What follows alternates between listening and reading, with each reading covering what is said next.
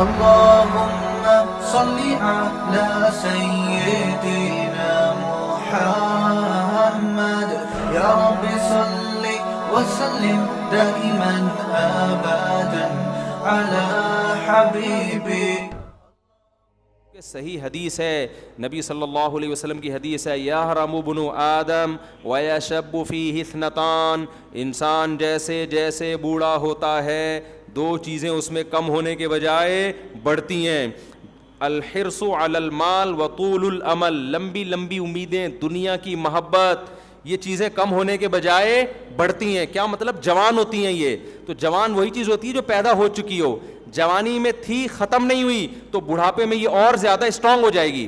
جوانی میں آپ کو مشہور ہونے کا شوق ہے، بڑھاپے میں یہ شوق کم نہیں ہوگا بلکہ بڑھ جائے گا. جوانی میں آپ کو شوق تھا میں مشہور ہو جاؤں، ہر آدمی میری عزت کرے، ہر جگہ میرا استقبال ہو، نہیں ہو رہے، آپ کو ٹینشن ہو رہی ہے، کم ہوگی ٹینشن. لیکن آپ نے یہ شوق ختم نہیں کیا نا، آخرت کا خوف پیدا کر کے، آخرت کی لالچ پیدا کر کے. اب جیسے جیسے آپ بوڑھے ہوں گے یہ شوق آپ کا جوان ہوگا، اور ڈپریشن آپ کی کم ہونے کے بجائے بڑھے گی، پھر اسی ڈپریشن سے مرو گے آپ. یہ ٹینشن اور زیادہ ہوگی بڑھاپے میں، یار کیوں مجھے لوگ رسپیکٹ، اور بڑھاپے میں آپ کی رسپیکٹ کیا ہوگی؟ ختم. کیونکہ بڑھاپے میں آپ کو عزت صرف آپ کی اولاد دیتی ہے، خوب سمجھ لو. جوانی میں آپ کو عزت دینے والے بہت سے لوگ آپ کے اندر کوئی ایبلٹی ہے اس کی بیس پہ دیں گے.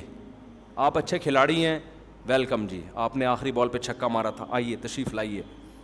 جب بوڑھے ہو گئے تو اب آپ کے اندر وہ صلاحیت ہی ختم ہو گئی، تو جو محبت کی بیس تھی جب وہ ختم ہو گئی تو محبت باقی رہے گی؟ بولتے کیوں نہیں؟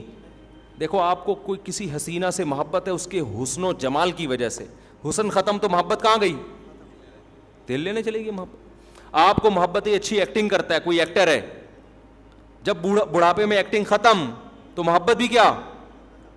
بولو نا، ختم. آپ کو یہ تھا کہ یار بڑا اچھا باکسر ہے، اس بیس پہ آپ اس کے میچز دیکھتے، آپ اس کے کھیل دیکھتے اور بڑا آپ کا دل چاہتا ہے میں اس سے ملوں. جب اس کی وہ بڑھاپا آ گیا، باکسنگ کے قابل نہیں رہا تو وہ عزت بھی کیا ہو گئی؟ ختم. تو بڑھاپے میں حقیقی عزت صرف کس سے ملتی ہے؟ اولاد سے. اور کمال کی بات پتہ ہے کیا ہے؟ دنیا میں صرف ایک ماں باپ کا رشتہ ایسا ہے کہ جو جتنے بوڑھے ہوں اتنے زیادہ اچھے لگتے ہیں، اس کے علاوہ کوئی بھی رشتہ ایسا نہیں ہے. ایک اور رشتہ ہے، وہ ہے روحانی باپ کا، جس کو علماء یا بزرگان دین کہا جاتا ہے. یا تو روحانی باپ بن جاؤ، صحیح ہے نا، یا جسمانی باپ بن جاؤ. پھر جتنے بوڑھے ہوگے اتنے کیا ہوگے؟ اتنے اچھے لگو. کہتے ہیں نا بیوی جتنی جوان ہو اور ماں جتنی بوڑھی ہو، یہ مشہور ہے. الٹا کر دیا، اگر اماں جوان ہے اور بیگم صاحبہ کی عمر 80 سال ہے تو یہ حساب کتاب کیا ہے؟ یہ سیٹ نہیں. بیوی کہتے ہیں لوگوں میں مشہور ہے، حقیقت بھی ہے، کیا شرمانا یار اس میں؟ حقیقت بھی یہ، بیوی جتنی جوان ہو اچھی لگتی ہے نا، اس میں کیا شرمانا ہے؟ خام خام میں دوغلی باتیں کروں آپ کے سامنے آپ کو خوش کرنے کے لیے کہ نہیں جی بیگم بھی بہت بزرگ ہو. نہیں بھائی، بیگم جوان ہی اچھی لگتی ہے نا. ہاں ایسا نہ ہو کہ بزرگ ہو چکی ہو چھوڑ دیں آپ اس کو جا کے.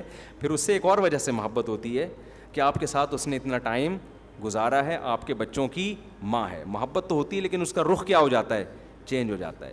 تو وہ جو جذباتی محبت ہوتی ہے نا، عشق معشوقہ والی، وہ وقت جوان ہوتی ہے تو وہ رہتی ہے. بڑھاپے میں پھر وہ کنورٹ ہو جاتی ہے کہ دوسری قسم کی محبت میں. پھر دم درود بھی کروا رہے ہوتے ہیں لوگ اپنی بیگم سے، جا کے دعا بھی کروا رہے ہوتے ہیں. خیر، ماں باپ جتنے بوڑھے ہوں اتنے زیادہ اچھے لگتے ہیں، اتنے زیادہ ان میں نورانیت آتی ہے، اتنی روحانیت آتی ہے، اتنا ان کی خدمت میں. ہمیں یاد ہے ہم جب چھوٹے بچے تھے تو ظاہر ہے ہماری والدہ کی عمر اس وقت اتنی زیادہ نہیں تھی تو ہم نہیں کبھی والدہ کی گود میں سر رکھ کے لیٹتے تھے. لیکن جب والدہ بالکل بوڑھی ہو گئی، ہم جب بڑے ہوئے تو اماں بوڑھی ہو گئی نا، پھر ان کی گود میں سر رکھنے کا اپنا مزہ تھا. جتنی بوڑھی ہوتی جا رہی تھیں اتنی ہمارے لیے ان میں اٹریکشن بڑھتی جا رہی تھی. دادا دادی نانا نانی کا بھی ایسا ہی ہے. تو اسلام آپ کو نیچرل لائف دیتا ہے، بھائی بالغ ہوتے ہی شادی کر لو تاکہ تمہارا جب بڑھاپا آئے تو تمہارے بچے کثرت سے بھی ہوں اور جوان بھی ہو چکے ہوں. غیر مسلموں کے پاس یہ آپشن بھی کیا ہو گیا؟ بولو، ختم. لائف کو انجوائے کرو، گرل فرینڈ بوائے فرینڈ، یہ وہ تھوڑا سا ٹیکنیکل قسم کا سیٹ اپ. وہ سالہ تو نے اپنے نہ تجھے نہ بیوی کی محبت ملے گی نہ عورت کی طرف سے شوہر کی. اور پھر ظاہر ہے جب گرل فرینڈ بوائے فرینڈ کا کلچر عام ہو جائے گا تو آپ جب بیگم لے کر آئیں گے ایک تو اس پہ 10 قسم کے شبہات ہوں گے. پتہ نہیں موبائل مجھے دیکھ کے یوں کیوں کیا تھا اس نے, یہ ہوتا ہے نا. کیونکہ عورت کو بھی پتہ ہے میرا میاں جب فون پہ بات کرتا ہے تو کیا کر لیتا ہے, مجھے دیکھتے ہی ایک خاتون نے مجھے بتایا میرے میاں ایسے فون پہ لگاؤ گے جیسے ہی میں آتی ہوں نا تو ایک دم نا تھوڑا سا یوں ہو جاتا ہے. تو اب اس کو وسوسے آنا شروع. دینداروں میں یہ چیز نہیں ہے. لڑکی باپ کے گھر سے زندگی میں پہلا مرد آیا, اس کی زندگی میں وہ وفا کرتی ہے, اس نے مرد دیکھے نہیں ہیں, اس میں حیا ہوتی ہے, وحشت ہوتی ہے اس کو دوسرے مردوں سے. مرد اپنی نگاہیں جھکا کے زندگی گزاری, اس کی زندگی میں جو عورت آئی وہ اس کی بیوی بن کے, اس کو پتہ ہے یار یہ حلال ہے.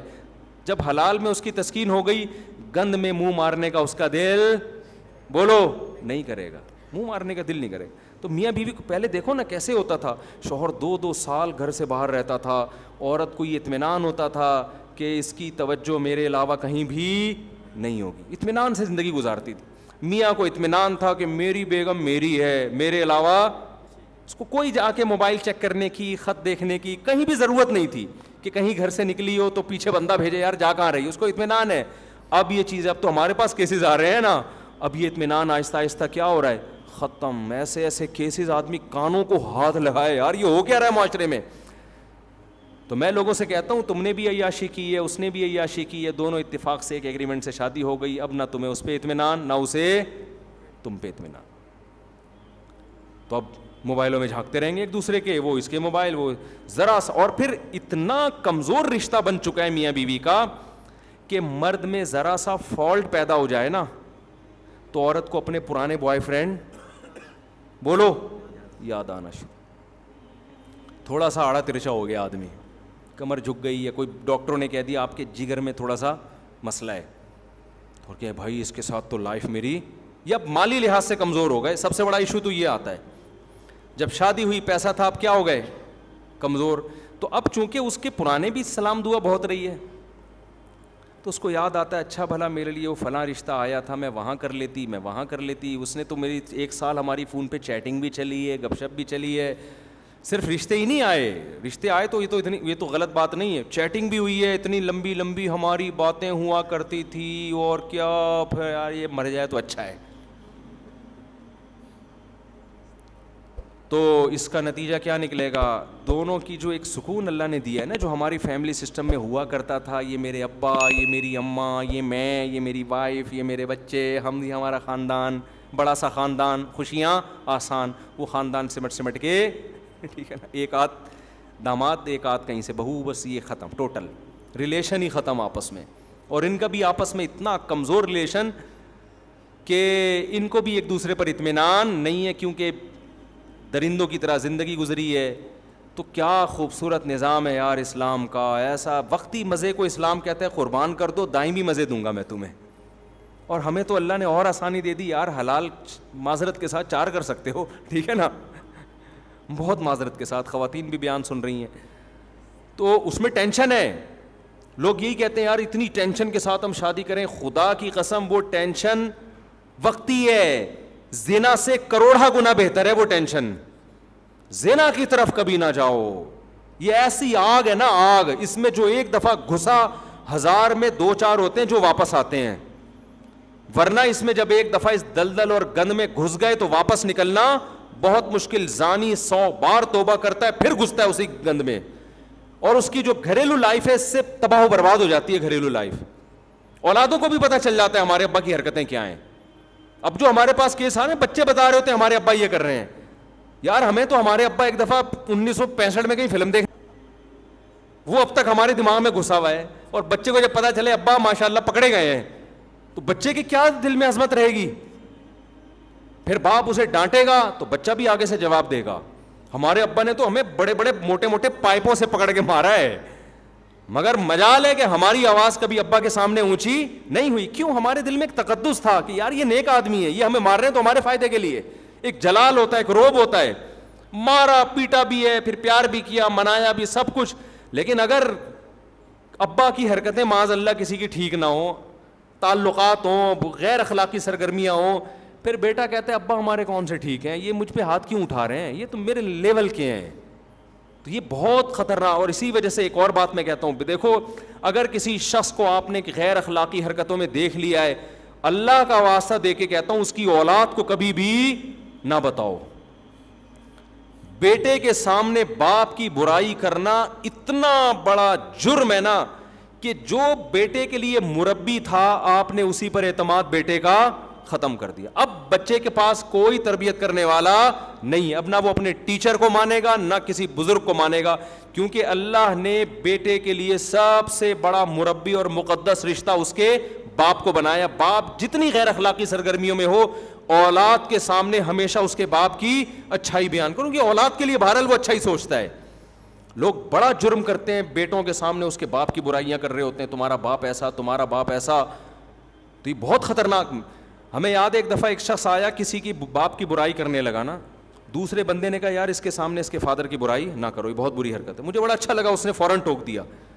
تو یہ بہت بڑا جرم ہے. اسی طرح عورت کے سامنے اس کے شوہر کی, شوہر کے سامنے عورت کی, ان ریلیشن کو شریعت نے جوڑنے کا حکم دیا ہے. ایک دوسرے کی برائی کسی کے سامنے ان ریلیشن کے بارے میں کبھی بھی نہ کیا کرو. بڑے بھائی کے بارے میں چھوٹے بھائی کو ہمیشہ ہی بتاؤ تمہارا بڑا بھائی بہت نائس آدمی ہے. لوگ کیا کر رہے ہوتے ہیں, بڑے بھائی کے بارے میں چھوٹے کو بتا رہے ہوتے ہیں یار تیرا بھائی ایسا ہے, تیرا بھائی ایسا. چھوٹے کے دل میں بڑے کے خلاف جذبات. حالانکہ باپ سے زیادہ خیر خواہ کوئی نہیں ہو سکتا اولاد کا, بڑے بھائی سے زیادہ بھی خیر خواہ کوئی نہیں ہو سکتا. لوگ کہتے ہیں میرا بھائی تو بہت غلط ہے. میں کہتا ہوں مجھے بتاؤ اگر تمہارا ایکسیڈنٹ ہو اور تم روڈ پہ پڑے ہوئے ہو, لوگ فون ملا کے سب سے پہلے کس کو فون کریں گے, باپ یا بھائی کو, اور فوراً وہ پہنچے گا, فوراً پہنچے گا, وہ علاج بھی کرائے گا, پیسے نہیں ہوں گے بھیک مانگے گا لوگوں سے. ان ریلیشن کا اس وقت پتہ چلتا ہے جب انسان کو ضرورت پڑتی ہے. ایسے ہی تھوڑی شریعت نے کہہ دیا کہ قاتل سے قصاص لینے کا حق باپ کو اور بھائی کو ہے, کیونکہ ان کو جو تکلیف پہنچتی ہے وہ کسی اور کو نہیں پہنچتی.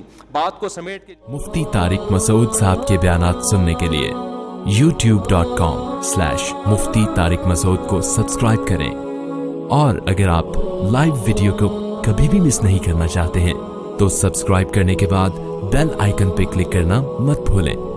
جزاک اللہ.